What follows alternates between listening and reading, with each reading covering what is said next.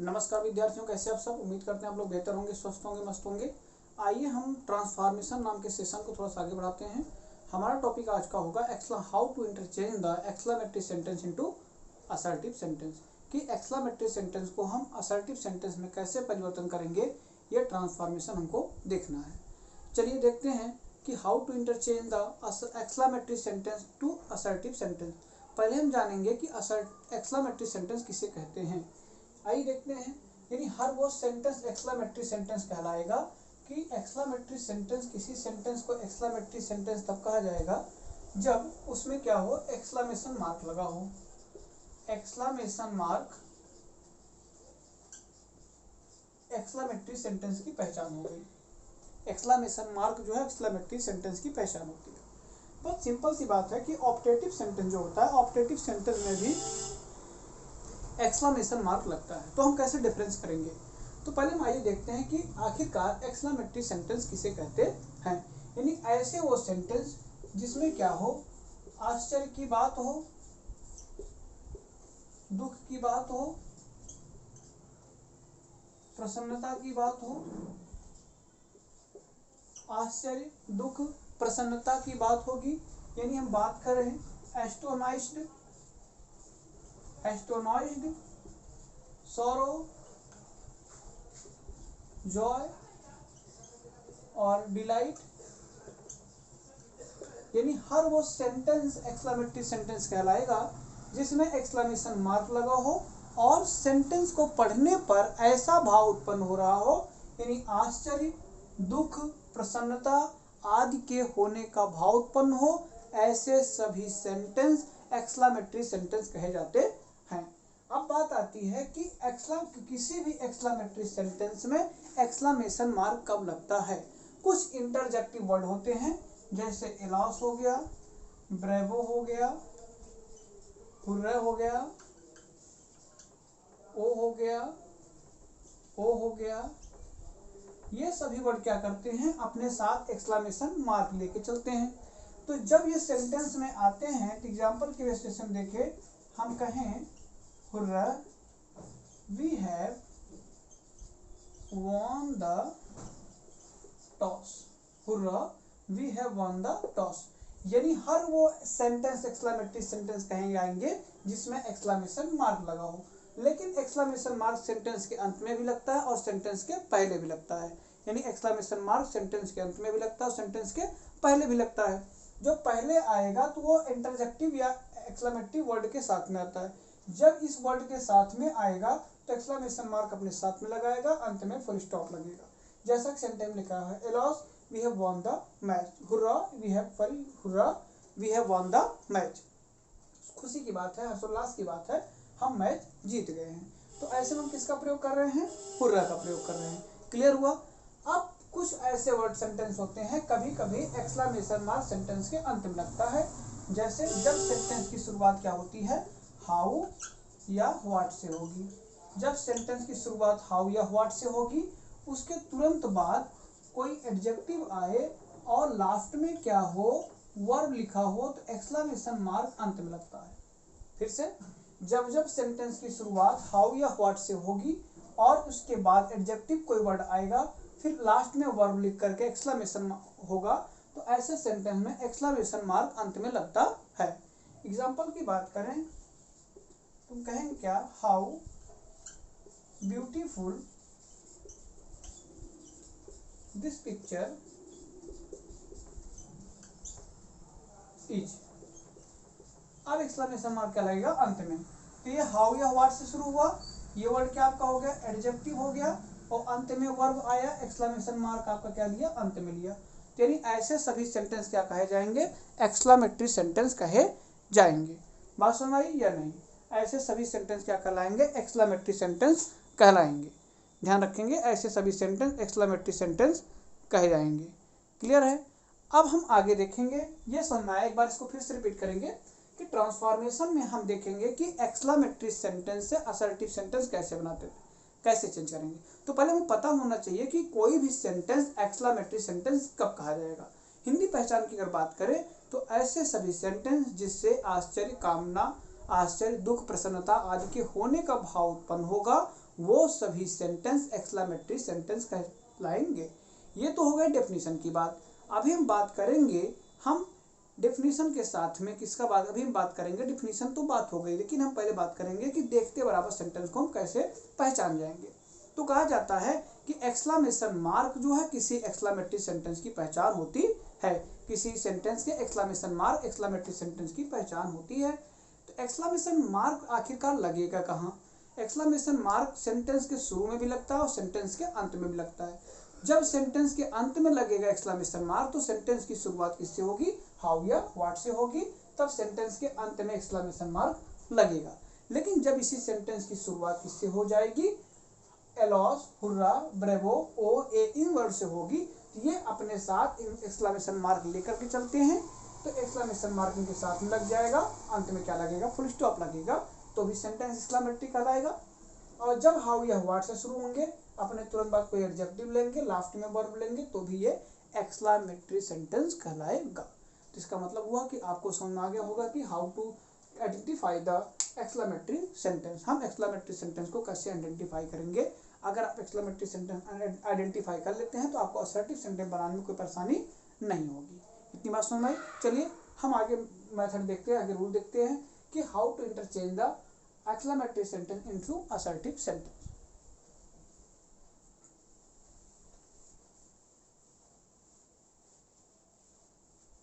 ध्यान देंगे, exclamatory sentence को हमें असर्टिव सेंटेंस में बनाना है। तो पहला नियम क्या कहता है? फर्स्ट रूल आपका क्या कहता है? फर्स्ट रूल कहता है आपसे कि अगर सेंटेंस में क्या हो, हाउ या व्हाट हो। पहला मेथड इसका क्या कहेगा? अगर सेंटेंस में क्या हो, हाउ या व्हाट हो। अगर सेंटेंस में क्या लिखा रहे, हाउ या व्हाट होने पर क्या लगाते हैं? वेरी या ग्रेट का यूज करते हैं। हाउ या व्हाट होने पर हम क्या करते हैं?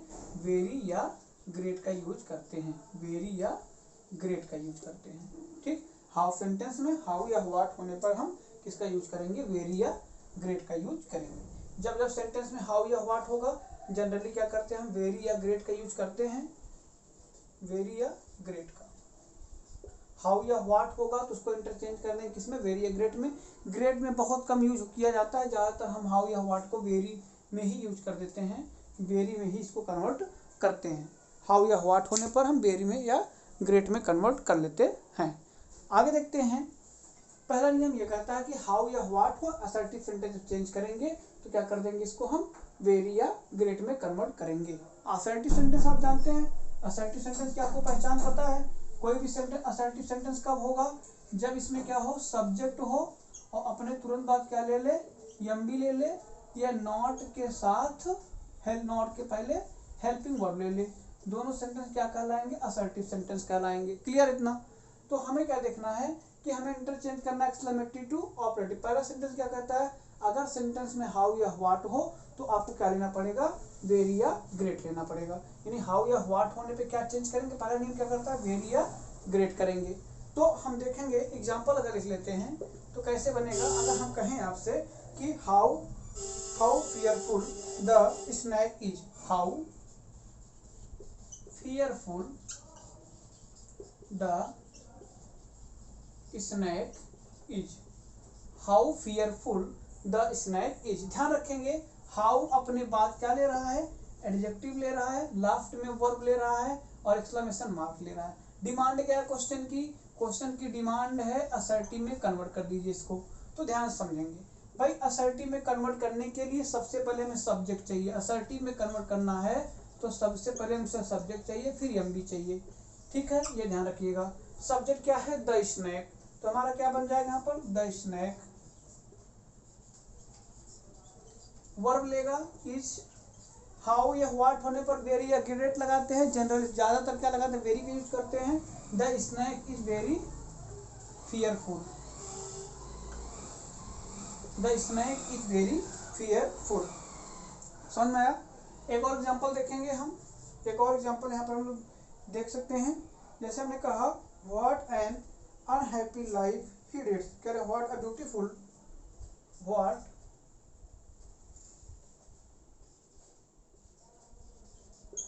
एग्जांपल हम ले रहे हैं, what a beautiful building, what अ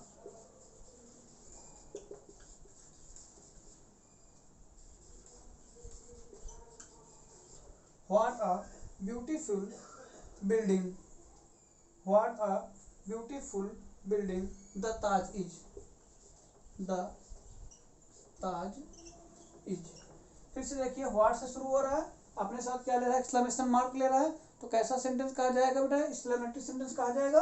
तो हम क्या करेंगे, असर्टिव कन्वर्ट करना है, तो असर्टिव सेंटेंस अपने साथ सबसे पहले सब्जेक्ट लेता है, तो सब्जेक्ट क्या है, द ताज इज, हाउ या व्हाट होने पर वेरी ग्रेट लगाते हैं, very beautiful, very beautiful building, यानी क्या हो जाएगा, the Taj is very beautiful, the Taj is a very beautiful building, the Taj is a very beautiful building. तो आई होप आपको समझ में आया होगा। तो सिंपल सी बात है, हाउ या व्हाट दिखेगा तो आपको वेरी या ग्रेट में कन्वर्ट करना होगा। क्या करेंगे, एक्सक्लेमेटरी पहचानने का तरीका, हाउ या व्हाट से शुरू होगा, लास्ट में एक्सक्लेमेशन मार्क लेगा। असर्टिव चेंज करेंगे तो सब्जेक्ट के बाद एम भी लाएंगे, तुरंत सब्जेक्ट के बाद कोई भी वर्ब लाएंगे, और वर्ब लाएंगे, अंत में ऑब्जेक्ट का प्रयोग करेंगे। तो ये हो गया बेसिक सा पहला रूल, जिसपे हमने क्या देखा कि हाउ या व्हाट को चेंज करके कैसे हम एक्सक्लेमेटरी सेंटेंस बनाते हैं। चलिए हम आगे कुछ एग्जाम्पल देखते हैं और अगला मेथड भी पढ़ते हैं।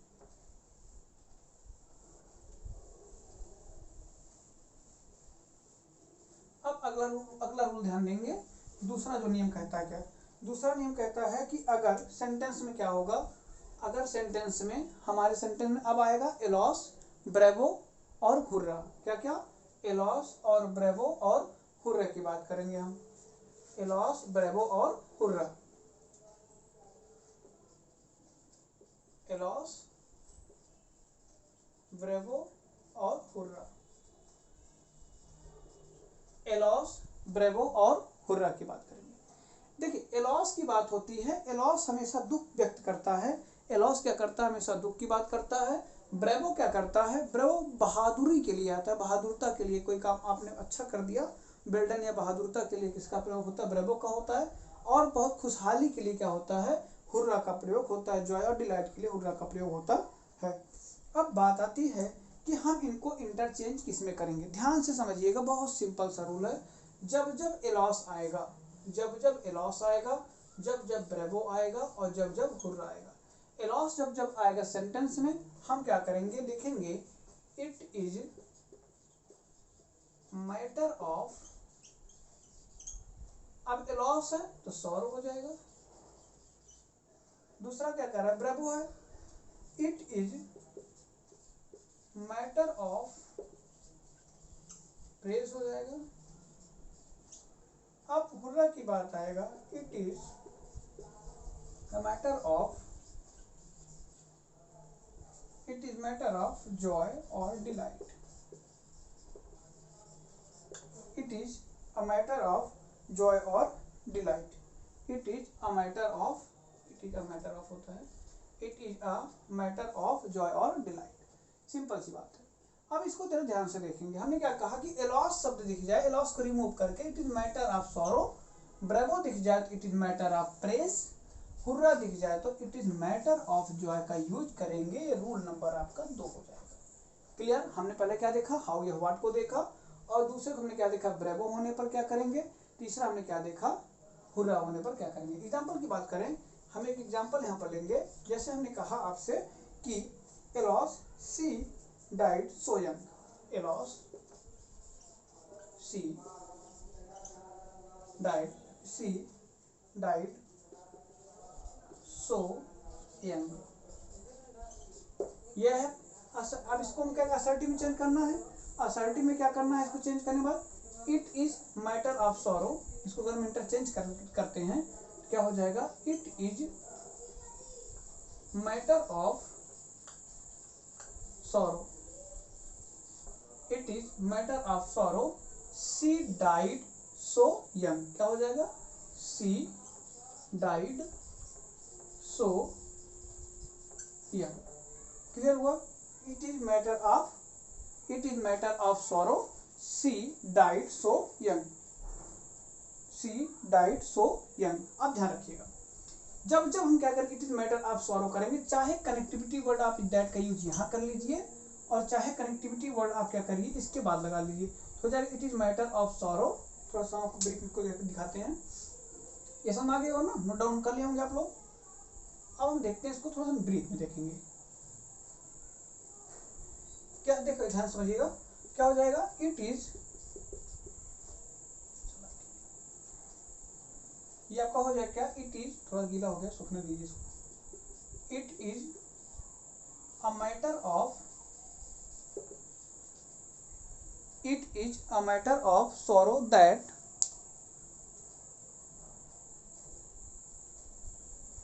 आपको बन क्या जाएगा, इट इज मैटर ऑफ,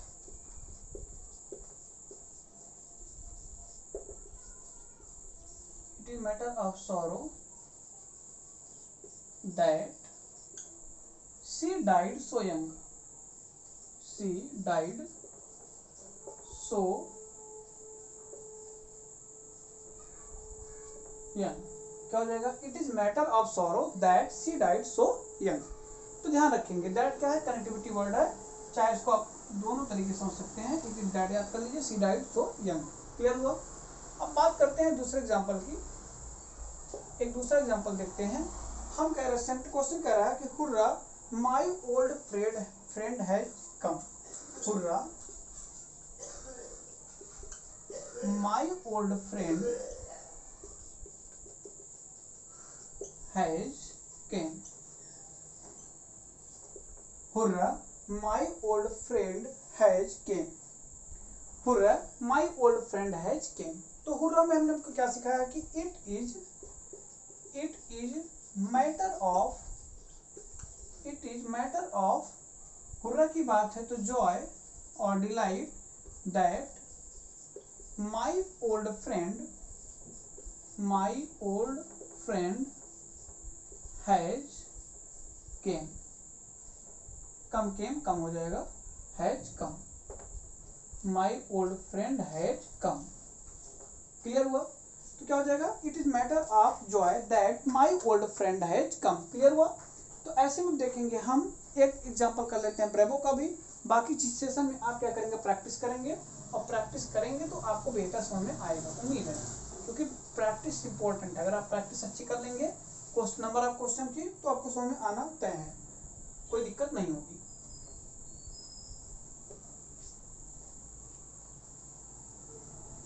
चलिए देखते हैं एक क्वेश्चन और लिखा है,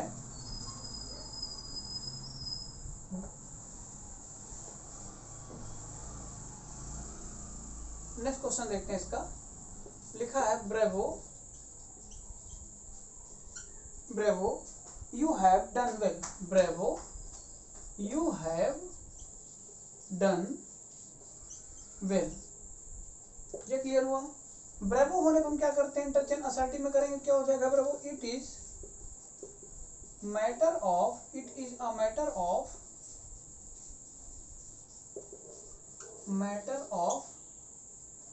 praise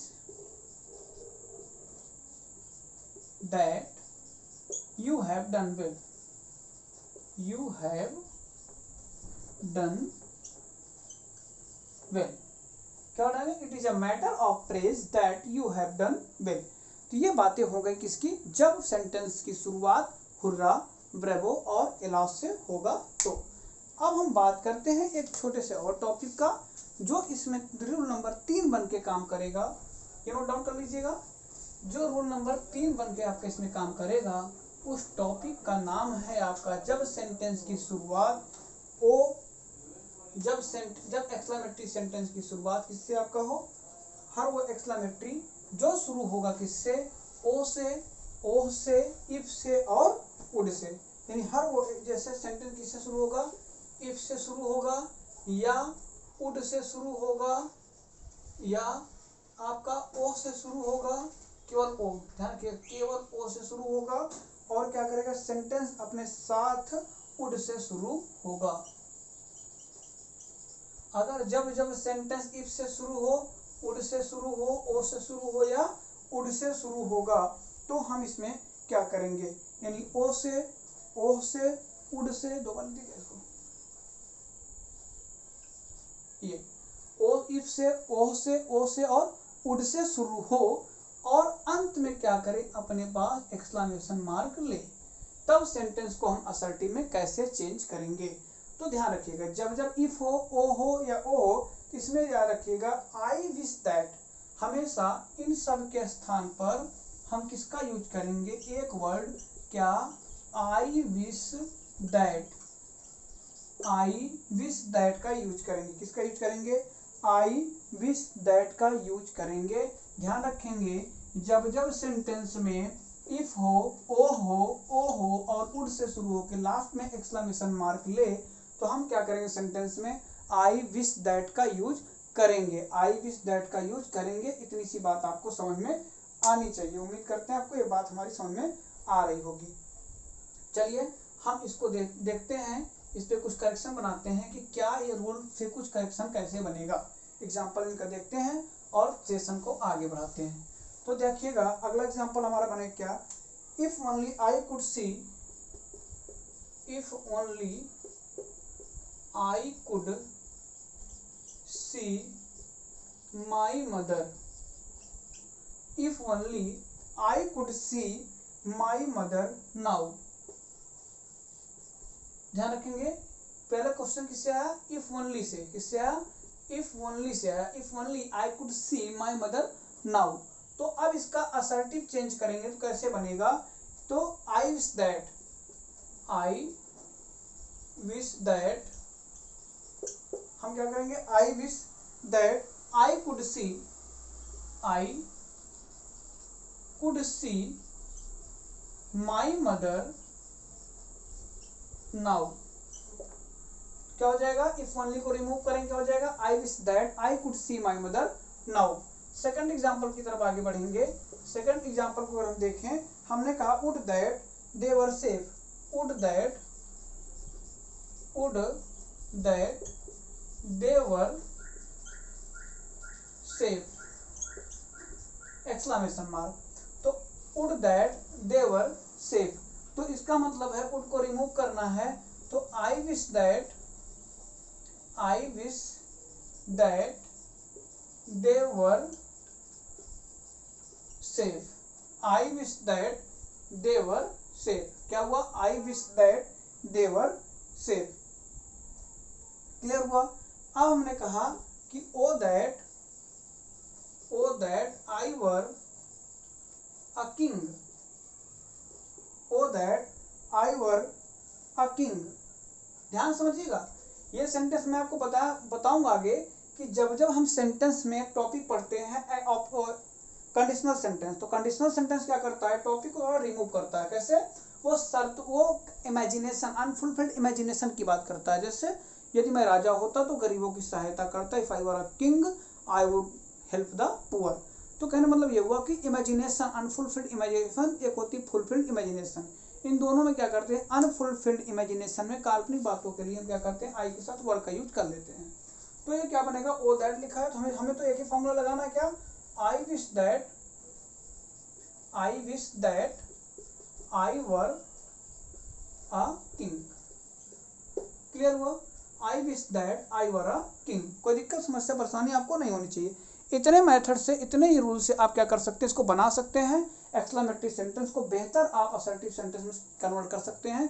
आपको कोई भी समस्या आएगी नहीं। इसके अलावा आपके पास चौथा नियम कभी नहीं आएगा बोर्ड में, और ये टॉपिक बड़ा इंपॉर्टेंट है, टॉपिक बहुत इंपॉर्टेंट है, क्योंकि एक्सक्लेमेटरी सेंटेंस ऑब्जेक्टिव में कन्वर्ट, असर्टिव में कन्वर्ट करना है। तो पहले आप सीख लीजिए कि एक्सक्लेमेटरी सेंटेंस कहते किससे हैं और असर्टिव सेंटेंस बनता कैसे है। सिंपल सी बात होगी, असर्टिव सेंटेंस को रिमूव कर लेंगे हम किस सेंटेंस को, interchange the exclamatory sentence into assertive sentence. कुछ 3 फंडा है, 3 नियम है, उस 3 नियम को पढ़ लीजिए, बाकी क्वेश्चन का प्रैक्टिस करिए। सेशन आपके लिए इंपॉर्टेंट होगा, लेकिन जो नए लोग हैं इसमें नए लोग ज़्यादा से ज़्यादा जोड़िए और क्या करिए, सेशन को ज़्यादा से ज़्यादा शेयर करिए बस। और टॉपिक को रिमूव ना करिएगा, क्वेश्चन से ज़्यादा से ज़्यादा नंबर ऑफ क्वेश्चन जितने सॉल्व करेंगे, क्योंकि 2 महीने 3 महीने आपकी परीक्षाएं बची हुई हैं।